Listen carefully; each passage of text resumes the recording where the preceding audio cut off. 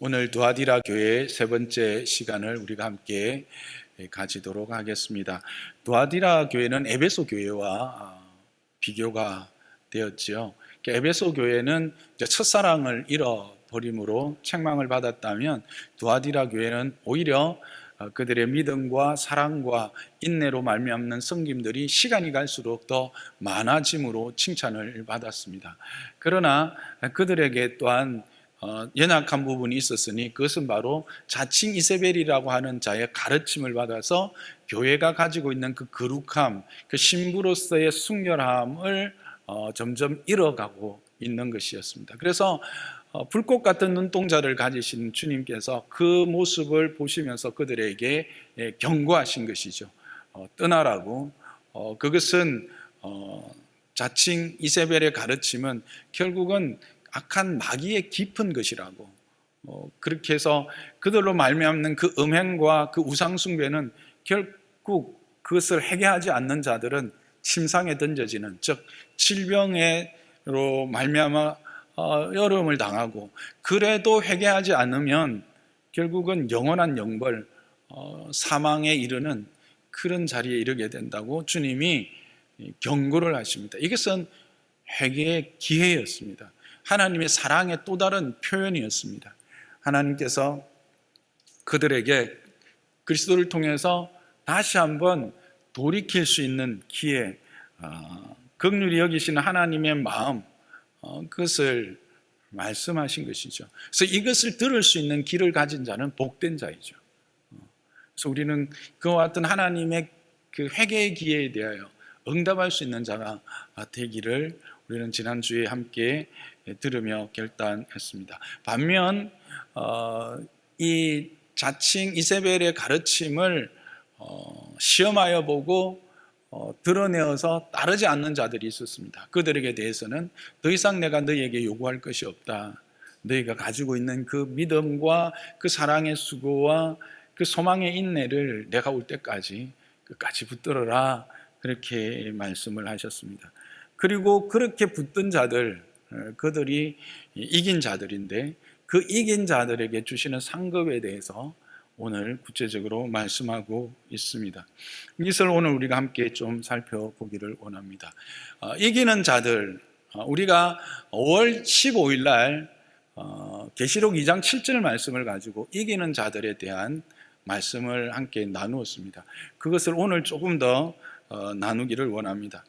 오늘 본문에 보면 이기는 자와 끝까지 내 일을 지키는 그가 바로 만국을 다스리는 권세를 얻는 자다, 그렇게 말합니다. 여기서 보면 이기는 자가 따로 있고 끝까지 내 일을 지키는 자가 따로 있는 것. 그래서 이기는 자에게도 만국의 권세, 만국을 다스리는 권세를 주고 끝까지 지키는 자에게도 만국을 다스리는 권세를 주는 것처럼 우리의 그 한글 성경 해석은 나와 있는데, 여기에서 이걸 보다 이제 헬라어 원문의 뜻에 더 가깝게 해석하면 이기는 자, 즉 끝까지 내 일을 지키는 자로 해석하는 게 더 맞습니다. 그래서 즉 이기는 자는 어떤 자인가? 끝까지 내 일을 지키는 자. 여기서 내 일은 누구의 일이겠습니까? 주님의 일이죠. 여기서 내 일은 자칭 이세벨이라고 하는 자의 가르침과 대비되는 그런 주님의 일, 대조되는 예수님의 일을 말하고 있는 것입니다. 그리고 그것을 끝까지 지키는 자입니다. 결국 이기는 자라는 것은 예수님의 일을 지키는 자인데, 끝까지 지키는 자인데, 이 지킨다라고 하는 의미는 그것을 가지고 유지한다 라는 의미보다는 구체적으로 그 예수님의 일을 행하는 자라고 하는 겁니다. 그래서 끝까지 이 예수님이 우리에게 부탁하신 일을 행하는 자가 바로 이기는 자다. 우리가 1장 3절에서 이 요한계시록의 말씀을 듣는 자와 읽는 자와 듣는 자와 지키는 자가 복되다라고 했을 때 그 지킴이라고 하는 것이 결국은 하나님의 일을 행하는 예수 그리스도께서 우리가 이 요한복음에서 말씀하시는 바 그 은혜의 말씀들, 그 요구들을 실행하는 자, 그것을 행하는 자가 복되다라고 했던 것처럼 그것을 실질적으로 예수님의 일을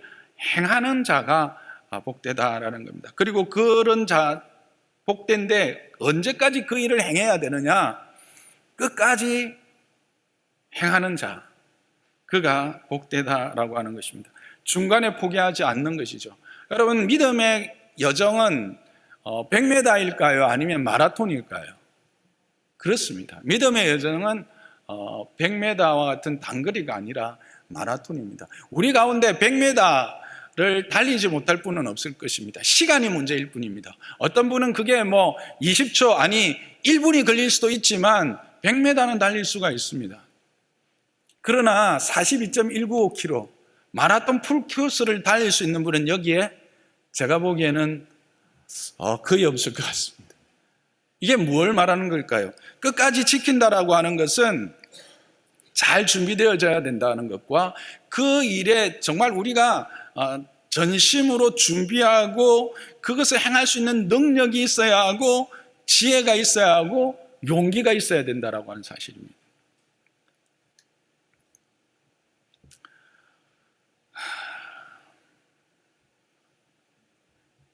결국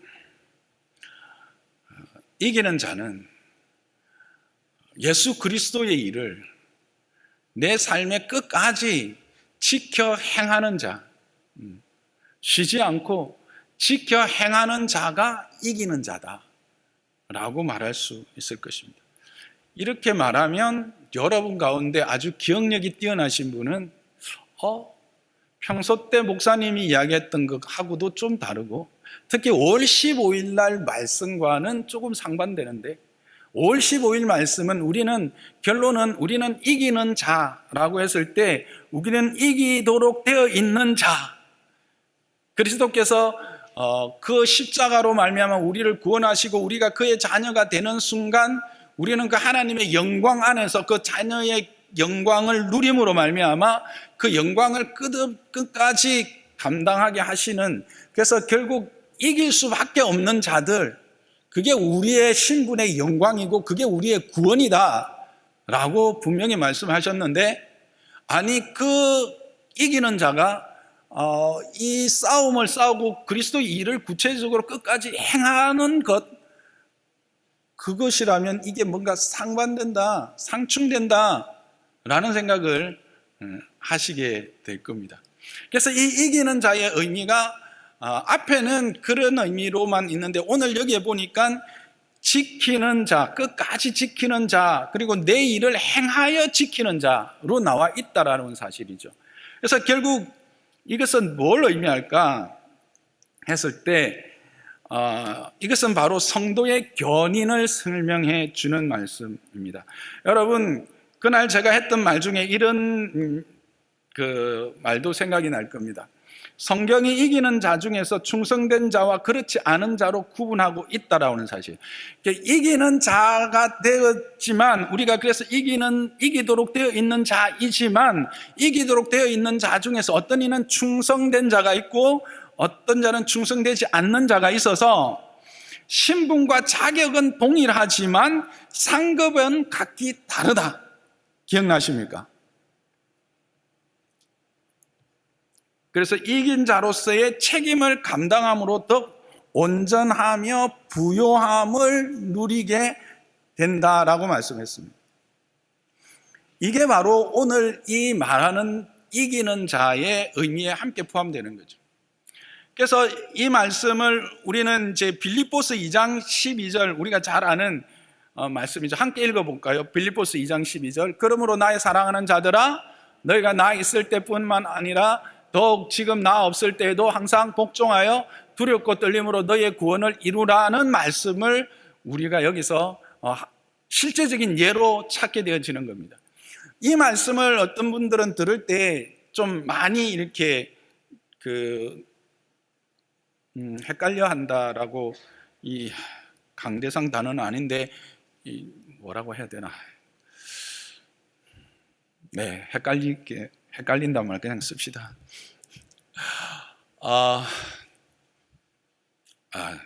이리 단어 딸려가지고 혼란스러워 하죠.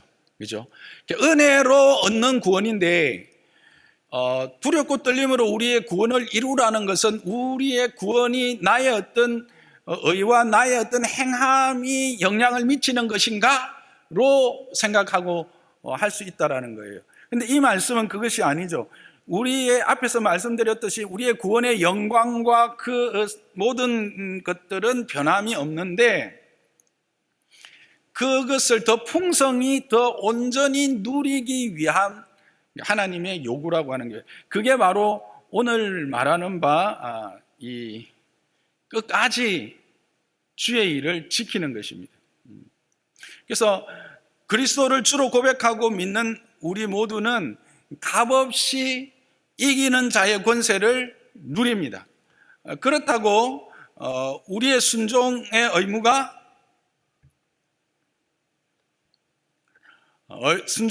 책임이 면제되는 것은 아니다라고 하는 사실입니다. 신분에 합당한 책임이 따르는 것을 오늘 여기 이기는 자에서 두아디라의 이기는 자에서 말씀하고 있는 것입니다. 은혜 받은 자로서의 합당한 삶의 모습, 감당해야 할 목, 지불해야 할 대가가 있다라는 것입니다. 이것을 오늘 말씀을 가지고 대입해 보면 끝까지 내 일, 즉 예수 그리스도의 일, 그것을 지켜 행하는 것입니다. 더 구체적으로 말하면 자칭 선지자라고 하는 이세벨의 가르침을 따르지 않고 교회와 자신의 의와 진리와 거룩함을 지켜내는 삶, 이것을 지켜내기 위하여 당하는 불이익과 손해를 기꺼이 감당하며 대가를 지불하는 삶, 이게 바로 주의 일을 끝까지 지키는 것이죠. 그래서 내게 허락하신 이 의와 진리와 거룩함을 유지해놓고 그것을 더욱더 분명하고 풍성히 내가 누리고 세상 가운데 드러내게 하는 삶입니다. 이 순종과 이 책임의 의무를 인식하며 사는 성도는 성숙한 삶이라 할 수 있겠지만, 이런 것을 인식하지 못한 채 그저 어떤 전혀 이런 것을 생각 없이 그냥 믿음의 걸음을 걸어가거나, 아니면 어떤 이들은 이 우리가 구원을 받았고 하나님을 믿는 믿음의 행위에 따르는 어떤 보상만을 요구하는 사람. 그러니까 내가 예수님을 믿었고 내가 예수님께 이렇게 했으니까 예수님도 하나님도 내게 이렇게 해주셔야죠. 내가 세상에서 이런 자리를 주시고 내 자녀에게 이런 것 돌아가시고 이런 것도 주시고 하는 것들을 보상을 요구하는 그런 자리에만 있다면 그것은 결국은 미숙한 자일 수밖에 없다는 겁니다. 조금 더 쉽게 이야기해 보면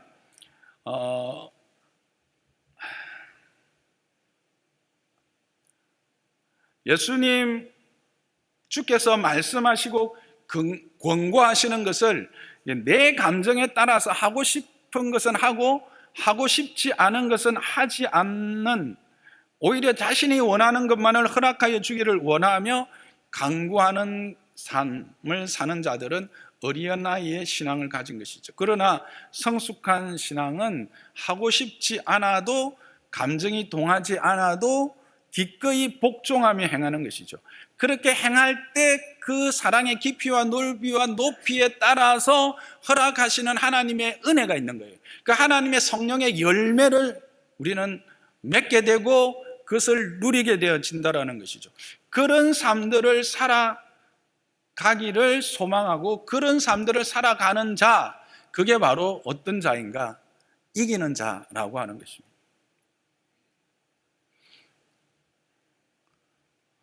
요즘으로 이제 와서 보면 이세벨의 가르침이라고 할 수 있는 세상적 가르침, 잘못된 왜곡된 가르침, 이단의 가르침, 이런 가르침을 배격하고, 그래서 그런 가르침을 배격함으로 말미암아서 내가 당하는 불이익들, 손해들, 또 어려움들, 이런 것들을 기꺼이 감당하면서 내가 하나님의 자녀라고 하는 의와 진리와 거룩함을 오히려 드러내어서 살아가는 자의 삶, 그게 바로 오늘을 사는 이기는 자라는 거예요. 그게 바로 예수 그리스도의 일, 예수 그리스도를 우리의 삶 가운데 나타내면서 끝까지 행하는 자, 지키는 자가 되어지는 거죠. 그게 바로 이기는 자라고 하는 사실입니다. 저와 여러분은 이와 같은 자가 되기를 주님의 이름 축복합니다. 그런데 이것은 또한 엄밀히 말하면 우리는 어떻게 해요? 이런 지키는 자가 되게 되어 있습니다. 우리가 이기는 자가 우리의 힘과 노력이 아니라 하나님의 은혜의 결과로 그분의 자녀의 영광을 누렸던 것처럼 성령 하나님으로 말미암아 또 예수 그리스도의 은혜 가운데 이것이 이미 우리에게 허락되어졌다라는 사실 또한 중요한 사실입니다. 그래서 예수님께서 이제 요한복음 6장 39절에서 40절에 보면 내가 온 것은 나에게 준 자를 한 명도 잃어버리지 아니하고 마지막 날에 그 모두를 살리게 하시는 것이 아버지의 뜻이라고 분명히 이야기하므로 우리에게 허락하신 바 이 구원이 결국은 하나님 안에서 완성될 것을 말씀하십니다만 결국은 우리가 그렇게 이기도록 되어 있는 자, 지키도록 되어 있는 자이지만 이 땅을 살아가는 날 동안 그 이기는 자로서의 상급, 오늘 말로 하면 만민을 다스리는, 만국을 다스리는 그 권세를 누리면서 살아가느냐, 그 권세를 누리지 못하면서 그냥 살아가느냐의 차이는 있을 거라는 거예요. 그 권세의 크기와 그 권세의 영광스러움을 온전히 누리느냐, 얼마만큼 누리느냐의 차이도 있을 거다라고 하는 것을 우리는 생각해 볼 수 있는 것이죠. 자, 그렇다면 이 이기는 자에게 주시는 바 만국을 다스리는 권세는 그럼 뭘까? 이 이기는 자에게 뭘 주신다고요? 만국을 다스리는 권세를 주신다고 해요. 그렇죠? 이게 엄청난 거죠. 네. 여러분, 만국을 다스리는 권세를 주셨는데 이것은 하나님께서 예수님에게 주신 것과 같은 것이라고 분명히 말하고 있습니다. 이게 엄청난 거예요. 자, 그러면 이게 뭔가 하는 거예요. 만국을 다스리는 권세. 우리가 1차적으로 생각해 볼 수 있는 이 만국을 다스리는 권세 하면 딱 떠오르는 그 존재가 있죠. 누구예요? 왕이라고 하는 존재예요. 왕. 여러분, 왕놀이 하는 거 아세요? 왕놀이. 이렇게 뭐 젊은이들 사이에 해서 왕으로 뽑히면 그냥 진짜 왕처럼 되어서 야, 가서 돈도 안 주고 뭐 핫도그 하나 사와. 뭐 요즘 뭘 막 잘 먹나요? 뭐 찐빵 사와. 뭐 찐빵 먹다. 조금 옛날, 갑자기 여러분 깨시죠? 예, 다행입니다. 이 어려운 설교 중에 깰 수 있는. 뭐 이렇게 하면서 내가 원하는 것들을 어떤 힘을 이용해서 지배하고 군림하고 그렇게 해서 내가 원하는 어떤 안일함과 나의 복리를 채우는 수단의 힘, 그걸 이제 생각하는 분들이 우리가 일반적으로 생각하는 권세일 수 있어요. 세상이 말하는 권세일 수 있어요. 그러면 과연 그런 것일까 하는 거예요. 거기에 대해서 이 권세가 뭔지를 27절에 다시 설명하고 있어요. 그 만국을 다스리는 권세가 구체적으로 뭔가 읽어보면 철장을 가지고 그들을 다스려 질그릇 깨트리는 것과 같은 것이다 라고 말하고 있어요. 딱 떠오르는 건 뭐예요? 아주 강력한 어떤 무기를 가지고, 그죠? 막 굴리면서 다스리면서, 그 나를 대적해서 일어나는 존재들은 그냥 막 질그릇 깨듯이 그냥 패서 그냥 굴복시키는 같은 그런 느낌이 드시죠? 그런 것인가 한번 살펴보도록 합시다. 그런데 여기에서 이게 이제 하나처럼 보이잖아요. 철장을 가지고 그들을 다스리며 질그릇 깨트리는 것과 같은 게 하나처럼 보이는데 이게 원문을 보면 두 가지입니다. 그러니까 만국을 다스리는 권세는 두 가지 형태로 두 가지 모습으로 나온다는 거예요. 하나는 철장을 가지고 그들을 다스리는 것으로 나오고, 하나는 철장을 가지고 그들을 질그릇 깨트리는 것과 같이 깨트리는 것으로 두 가지로 이야기되고 있습니다. 이게 이제 우리가 그냥 한글로 해석을 하면서 조금 자연스럽게 해석하다 보니까 이렇게 하나인, 권세가 하나인데 권세가 나타나는 모습이 두 가지 모습이라는 거예요. 하나는 뭐다? 철장을 가지고 그들을 다스리는 것이고, 하나는 철장을 가지고 질그릇 깨트리듯 그들을 부셔버리는 것이다라는 거예요. 그러면 이게 뭔가, 먼저 이 철장이라고 하는 이게 뭔지를 한번 생각해 볼 필요가 있어요. 여러분, 우리 철장하면 딱 떠오르는 게 뭐예요? 철퇴같이 아주 강력한 무기가 떠오르시죠? 근데 이게 그런 무기가 아니란 사실이. 이게 이제 두 단어의 합성어인데요. 철이 덮여 있는 목자의 지팡이입니다. 우리가 보통 목자의 지팡이는 이렇게 홀처럼 위에 이렇게 이제 그게 이렇게 되어 있고, 그다음 밑에 이제 막대기 되어 있잖아요. 근데 그 홀 부분이 철로 이렇게 덮여 있는 그런 막대기, 지팡이, 그게 바로 철장이라고 하는 겁니다. 결국 목자가 쓰는 도구인데 때로는 뭘로도 쓰인다? 무기로도 쓰인다 라고 하는 겁니다. 그리고 여기서 말하는 다스림이라고 하는 이 다스림도 우리가 일반적으로 생각하는 힘을 가지고 지배하는 그런 다스림이 아닙니다. 헬라어로 포이마네이라고 하는 단어를 쓰는데요.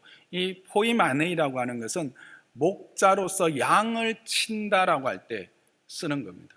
그래서 여기서 다스린다라고 하는 것은 철장을 가지고 그들을 양을 치듯 돌본다라고 해석하는 것이 바른, 이제 풀어서 해석한 바른 해석이라고 할 수 있습니다. 즉, 이 다스림은 선한 목자로서의 다스림입니다. 그러니까 어떤 걸 여러분이 연상하시면 되냐면 시편 몇 편?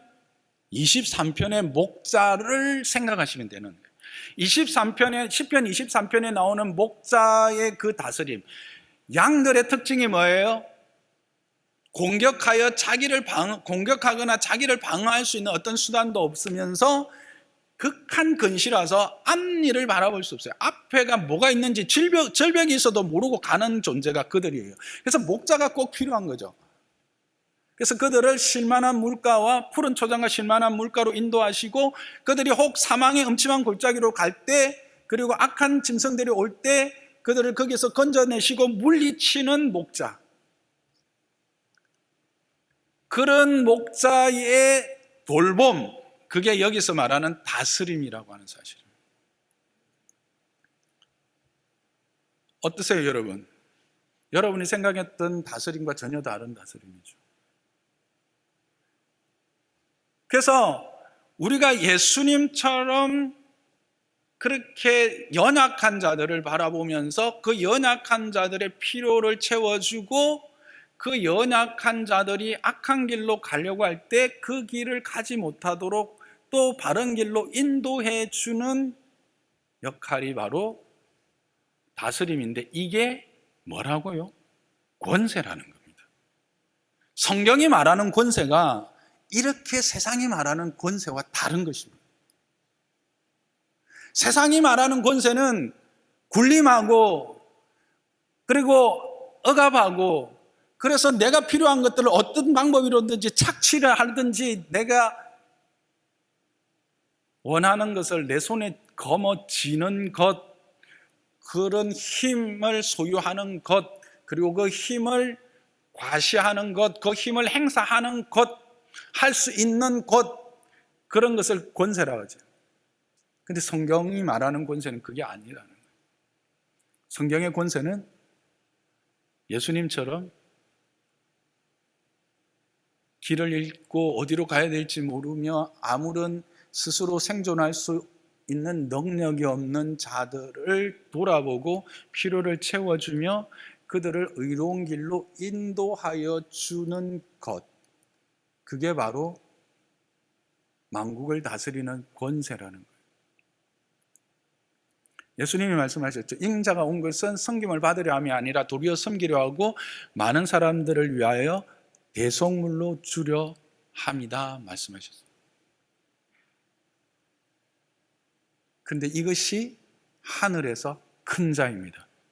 누가 진정 큰 자입니까? 세상에서 큰 자입니까? 사람이 크다고 말하는 자가 큰 자입니까? 푸틴이 큰 자입니까? 바이든이 큰 자입니까? 시진핑이 큰 자입니까? 아닙니다. 하나님의 권세를 잡은 저와 여러분이 큰 자입니다. 어떤 자? 그리스도를 닮아서 그렇게 다스리는 자, 그렇게 섬기는 자. 그래서 내 눈에 보이는 내 남편일 수 있고요, 내 아내일 수 있고요, 내 자녀일 수 있고요, 내 가족 중에 누구일 수 있고요, 내 이웃 중에 누구일 수 있습니다. 주께서 내 눈에 보이는 연약한 자들, 힘이 없고 갈 곳을 몰라 방황하고 그렇게 한숨만 쉬고 있는 그런 자들을 만나주고 작은 사랑을 베풀며 그들에게 바른 길인 의와 진리이신 예수 그리스도를, 그리고 그들에게 실제적인 필요들을 작지만 내가 할 수 있는 범위 안에서 내게 은혜 주시는 대로 내가 행하는 자, 그게 누구냐 하면 이기는 자요. 그가 어떤 권세를 가졌냐 하면 만국을 다스리는 권세를 가진 자다. 그게 바로 하나님이 크다 하시는 자요, 그가 권세를 잡은 자다, 성경은 이야기하고 있습니다. 두 번째, 철장을 가지고 질그릇을 깨뜨려 부숴버리는 것, 이것이 만국을 다스리는 권세라. 이제 우리가 생각하는 권세가 나왔구나. 그래, 질그릇 깨듯이 그냥 한 방에 우리를 괴롭히고 힘들게 하는 모든 대적들, 그들을 썰어버리는 거지. 그렇게 생각할 수 있습니다. 물론 그런 부분이 있습니다. 그런데 이 부분이 여러분, 이것이 어디에서 인용된 것인지를 아시죠? 좀 아시는 분들은 이게 시편 2편 9절에서 인용한 것인 걸 아실 겁니다. 시편 2편 9절에서 이것을 인용했다는 것은 시편 2편 전체가 이 안에 녹아 있는 거예요. 시편 2편에서 이 질그릇처럼 깨트릴 존재가 어떤 존재냐 하면 1절과 2절 쭉 보면 하나님을 향해서 일어나는 대적들입니다. 하나님을 향해서 그의 역사와 그의 일들을 비웃으면서 대적하여 일어나는 모든 이방의 세력들에 대해서 그렇게 하실 것입니다. 어떻게? 질그릇 깨듯이 깨부셔버린다는 겁니다. 즉 뭡니까?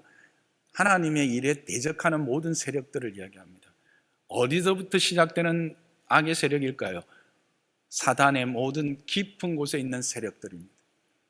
에덴에서부터 시작되어진 하나님의 계획, 하나님의 창조의 풍성함과 은혜로움을 누리지 못하도록 개입하여서 하나님의 일을 해방했던 그 악한 세력들, 그 악한 세력들의 추종자들, 그게 바로 이방의 나라들과 그의 세력들로 말할 수 있습니다. 그들을 철장으로 질그릇처럼 부숴버린다는 겁니다. 그러니까 지금 우리가 생각하고 있는 것 중에 하나가 이런 것이면 그것도 됩니다. 지금 교회를 해방하고 어지럽히는 세력들이 많죠. 이단이라고 하는 세력들. 그런 세력들은 지금은 그들이 흥행하는 것 같고 그들이 뭔가 성하는 것 같아도 그들은 반드시 철퇴 앞에서, 철장 앞에서 질그릇 끼어듯이 끼어질 것입니다. 그리고 그들은 결국 영원한 멸망으로 갈 수밖에 없을 것입니다. 그래서 우리는 오히려 더 그들을 긍휼히 여기는 마음이 필요하죠. 그런데 이 철장을 깨트리는 기 위해서 하나님이 쓰시는 방법이 뭐였느냐는 거예요. 그래서 하나님을 대적해서 일어나는 그들을 철장을 가지고 질그릇 깨듯이 끼워버리는데 어떻게 하나님이 그렇게 그 일들을 행하시느냐가 이제 시편 2편에 나와 있는데 시온산에 내 아들을 세워서 그 아들을 통해서 그 일들을 이루어 갈 것이다 라고. 그리고 만국이 그 앞에서 복종하게 되는 일도 갈 것이다 라고. 이걸 이제 설명을 다 할 수 있지만 그걸 하려면 오늘 시간이 오래 걸리니까 이걸 딱 함축해서 딱 말하면 어떻게 한다는 겁니까? 바로 십자가입니다. 예루살렘 그 시온의 십자가로 말미암아 그 악한 세력을 이기는 하나님의 심판의 도구로 삼으시겠다는 겁니다. 하나님의 악에 대한 심판, 하나님이 이기심은 이것입니다. 자신을 내어 주어서 자신을 죽임으로 그들을 심판하여 깨트리는 것, 이게 기독교의 이김이요, 이것이 우리에게 허락된 권세라는 겁니다. 이 성김이 진정한 권세요, 악을 이기는 방법이라는 거예요. 그래서 우리가 세상이 교회에 대해서 악다구니 쓰고 개독교니 뭐라고 할 때 우리도 같이 거품을 물고 악다구니 쓰면서 그들에게 덤벼든다는 것은 그는 하나님의 방법이 아니에요. 오히려 긍휼히 여기며 십자가의 방법입니다. 내가 쳐서 나를 복종시키고 나를 죽임으로써 오히려 섬긴, 나를 죽이는 그 죽임으로써 그들을 섬기고 그들 앞에 나아가는 것. 그래서 결국 그들로 하여금 하나님의 그 심판, 즉 그래서 그들이 깨트려지는 것, 그게 바로 하나님의 방법이라는 거예요. 우리가 일반적으로 생각하는 힘이 지배하고 내가 원하는 것을 얻는 수단으로서의 권세가 아닌 것을 분명히 이야기해 준 거예요. 오히려 주님처럼 목자가 되어서 양들을 위하여 죽는 죽임이며 자신을 죽여서 몸인 교회의 순결과 그 거룩함을 지켜나가고 악의 세력들을 지켜나가는 그 일, 그리스도께서 행하신 일처럼 그 일을 행하는 것이 이김이요, 그 이김을 결국은 행하는 자가 권세 있는 자라고 하는 사실입니다. 우리는 이것을 깨닫지 못했기 때문에 우리의 믿음의 이 권세라고 말할 때 우리의 믿음으로 말미암아 허락되어지는 이 보상을 이 세상의 그 어떤 것을 얻는 것으로 해석했고, 그래서 하나님 앞에 끊임없이 이 땅에 있는 무언가를 얻고 이 땅에 있는 것으로 나를 채우시고 내 자녀들을 채우시고 인도하시고 그렇게 허락해 주셔서 내가 이 땅에서 권세 있는 자가 되게 해 주십시오라고 기도했기 때문에 이 하나님의 고귀하고 존귀한 이 믿음의 가르침들이 돈 놓고 돈 먹는 이런 어떤 저질적인 종교로 타락했고 세상 가운데서 손가락질 받는 종교로 전락해 버렸다라고 하는 사실, 우리는 그것을 분명히 알아요. 우리의 권세는 세상이 말하는 권세가 아니라는 사실입니다. 이게 얼마나 고귀하고 존귀한 권세예요. 나를 희생하고 나를 들여서 나를 죽여서 결국은 승리하게 하고 그 승리로 말미암아 영광스러움을 누리는 것, 그 하나님께로부터 오는, 그리스도께서 그 본디 하나님이셨으나 자기를 낮추시고 죽기까지 복종하셨을 때 하나님이 그를 높여서 모든 이름 위에 뛰어난 이름을 주시고 만국이 그 앞에 복종하게 하시는 그 권세, 그 영광스러움이 저와 여러분에게도 동일하게 허락되어졌다는 사실입니다. 그런데 그 영광스러움을 어떻게 해요? 우리가 진정한 다스림, 목자로서의 그런 다스림과 정말 악한 세력에 대하여 그리스도의 그 십자가의 순종을 생각하는 섬김으로 행할 때 우리에게 허락되어지고 누려진다는 사실입니다. 이 얼마나 고귀한 것입니까? 어떤 세상에 어떤 누가 이것을 말하고 있습니까? 기독교회, 주님 외에는 이것을 이야기하고 있지 않아요. 그런데 우리는 이 가르침, 이것들을 오히려 이것을 세상의 것으로 치환해서 예수 믿으면 다 서울대학 가야 되고, 예수 믿으면 다 판사, 검사, 박사, 의사 되어야 되고, 그렇게 안 되면 예수 믿는 능력이 없는 것 같이 말하고 있는 이 세상이 되어버린 거예요.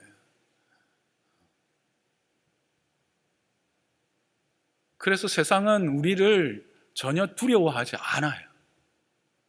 왜? 똑같으니까. 우리를 두려워할 이유가 없어요. 우리를 우러러 볼 이유가 없어요. 다름이 전혀 없으니까.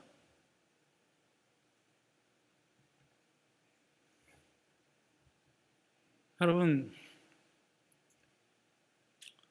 이렇게 이제 저도 큰 소리 치면서 막 설교를 하지만 저라고 특별히 나겠습니까?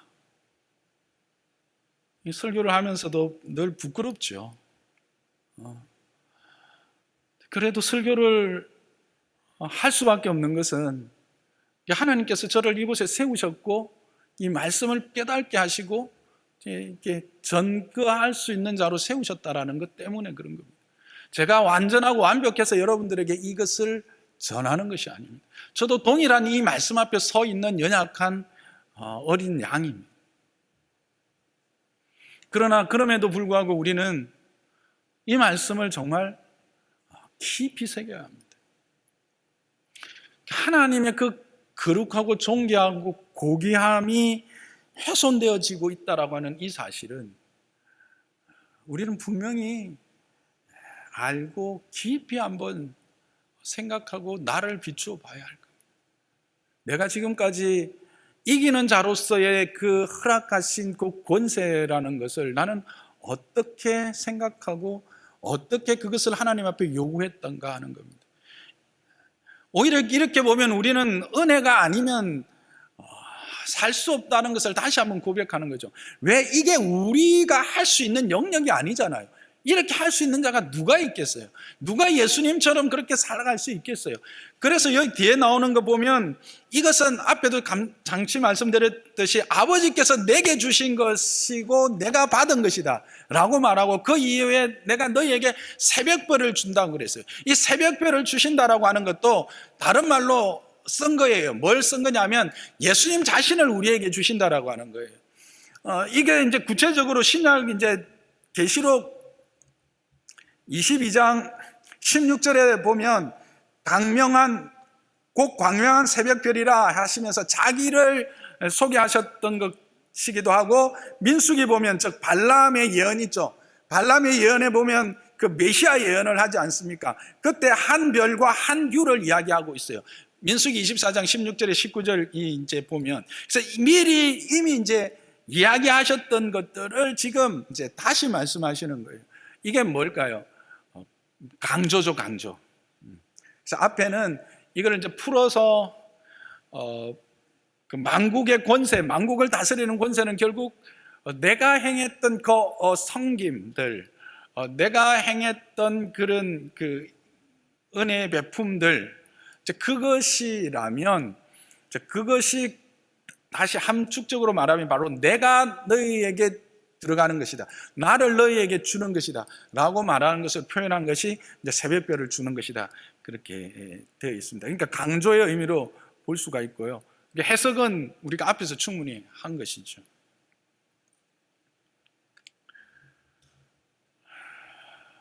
말씀을 정리하겠습니다.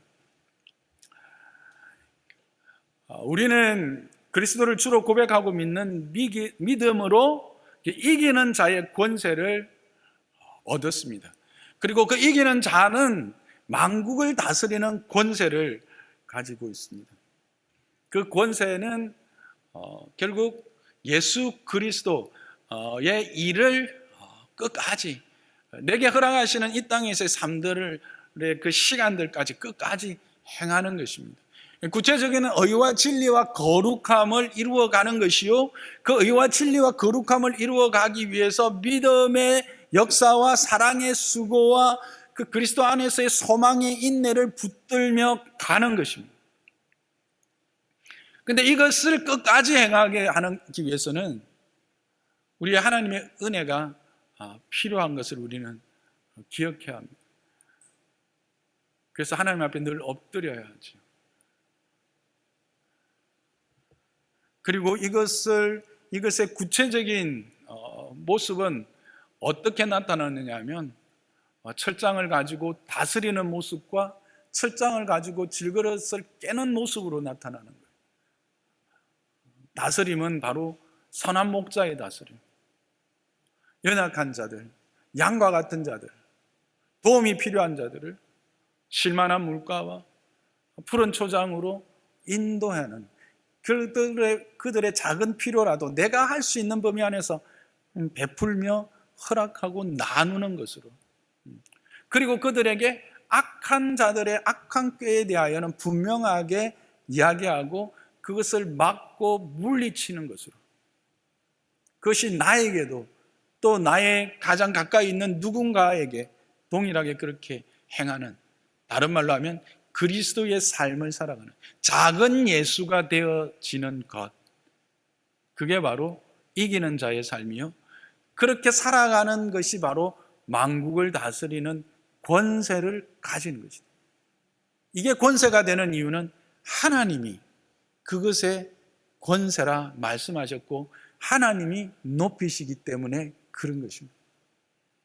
저와 여러분은 이것을 기억하면서 우리의 신분이 이렇게 존귀하고 고귀한 신분과 고귀한 일에 초대받았다는 사실을 기억하면서 세상 가운데서 이 이기는 자의 삶을 사시고 그 영광을 누리시는 저와 여러분 되시기를, 그래서 하나님의 영광되는 여러분 되시기를 주님의 이름으로 축복합니다.